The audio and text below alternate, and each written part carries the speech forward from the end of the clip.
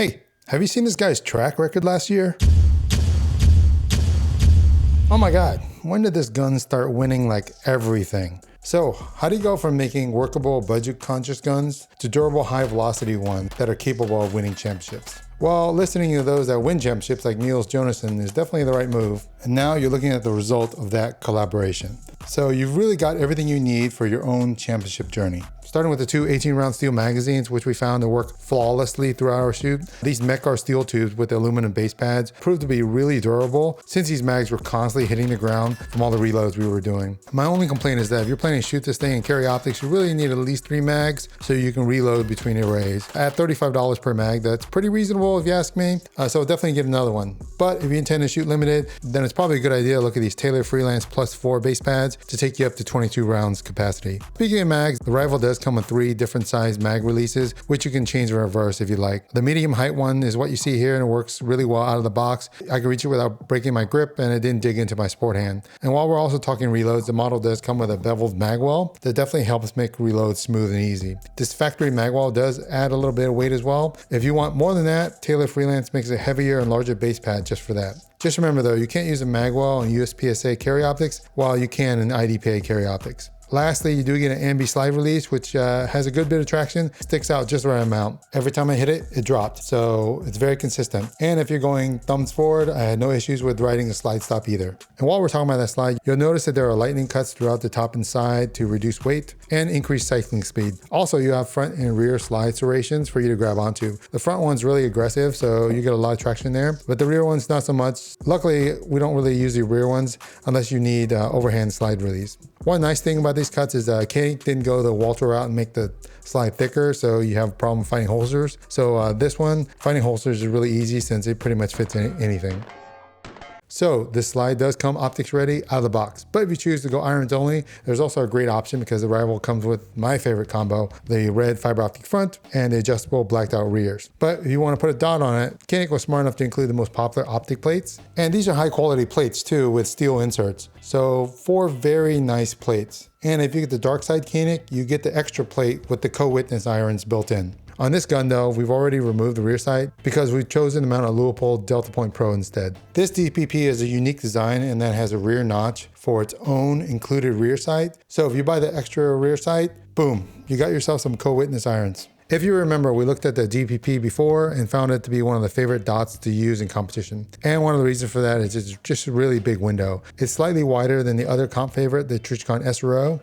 And thanks to its curved top, it gives you more headroom so you can see the dot cover more surface area. And this glass has really good clarity too, without too much edge distortion. So targets come in and out of view as 1x as it should be. You also know there's not much blue tint on the lens, although this does mean it has slightly less battery life at 300 hours on high.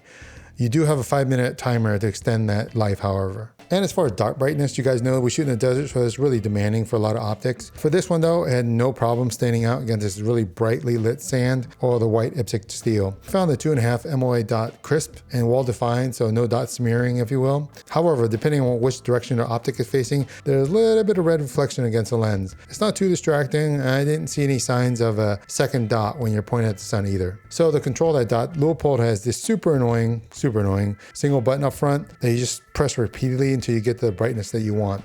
Surprisingly, I only learned this recently that instead of cycling all the way to the end to reverse, just hold and press for 2 seconds and that will reverse the direction. But really, the Leupold guys should just went along with everybody else's 2-button design because it makes more sense. Speaking of up top, you'll notice that Leupold added this metal shroud around the optic to give it some reinforcement against bumps and drops. So even though we see DPPs used frequently in competition, the earlier models had kind of a reputation for just conking out. With this latest model and its protective shroud, can it really withstand some drops though? Well, let's see. First, we'll shoot a 10-round group at 25 yards to verify our current zero. And then,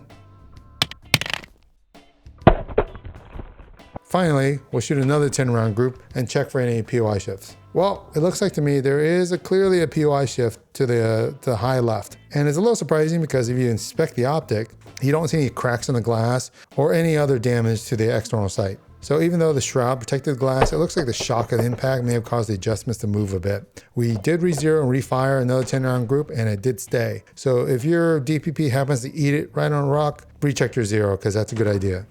So with that dot, you can shoot the gun as fast as you can see as long as you can manage that recoil. And your first tool in doing that is the grip texture. In our earlier video, we shot the Walther PDPs, which came a really aggressive and expansive texture. Unfortunately, Koenig didn't really learn that same lesson here, so they made their stippling a little bit finer and not that aggressive, and it doesn't cover as much surface area. So if you never shot this gun before and you looked at it, you can probably look and see parts of the gun where you think your support hand might slip around during recoil, couldn't you? So if I were you, I'd pick up some of that Talon grip tape as soon as possible to make up for this deficiency. Around the backside, you do have a total of 3 interchangeable back straps to find the right fit for your hand. And additionally, towards the top of the beaver tail, they did some recontouring here, so you can actually put your support hand really high for some extra leverage. The trigger guard is squared off and huge with 2 undercuts, so your support hand is really comfortable nudged up against it. Another tool that can help you mitigate recoil is added weight, and Koenig was smart enough to include a captured guide rod, which is actually pretty heavy. I'd estimate the weight to be around 17 to 18 pounds,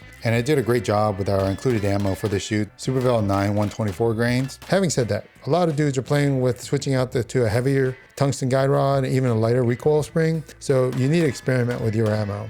This gun is pretty light, so it does tend to jump around a little bit. Although the return to 0 is good, although you won't mistake it for a steel gun in that regard. I think if you do opt to go with a heavier added weight, I think it will make a big difference. So how does it do at range? We're shooting the smaller 2.5 MOA dot here on the DPP, and that really helps when you're shooting out to 50, 100 yards. Of course, you really need a good trigger for that, and I think this is where the Koenig really shines. Previously, we talked about the Walther PDP having the best striker fired trigger out there on a polymer gun. After spending some time with this Koenig, I think it's a really difficult job picking one over the other because the Rivals trigger is just really, really good. It's got a fat, squared off trigger face, and the trigger sits at 90 degrees. So personally, I really like the design as I found it really easy to get your trigger finger exactly where you want it. Plus, I really dig its wide, safety blade design here in the front. So as you press in on the trigger, you'll notice a little bit of pre-travel, but once you get to that wall, it's got a really crisp break. As you can see here, the distance the trigger has to travel when you break it is very short. Of course, the reset is excellent, really short, but still positive and forceful. I'd estimate the trigger pull weight to be around 4 pounds or so it definitely feels a little bit lighter than the Walther PDP, although you won't really mistake it for a hammer-fired trigger. Since this factory trigger is so good, you may not even want to mess with it, as it fires pretty much everything reliably. But if you don't like that current flat face design, Freedom Smith has some options for you. So having run through all the features of this gun, I think the last thing to mention is the price, since this is the deciding factor for a lot of guys. So if you were to judge a gun just based on included options, Koenig would really win hands down. When they designed this thing, it's like they had a meeting and said, okay,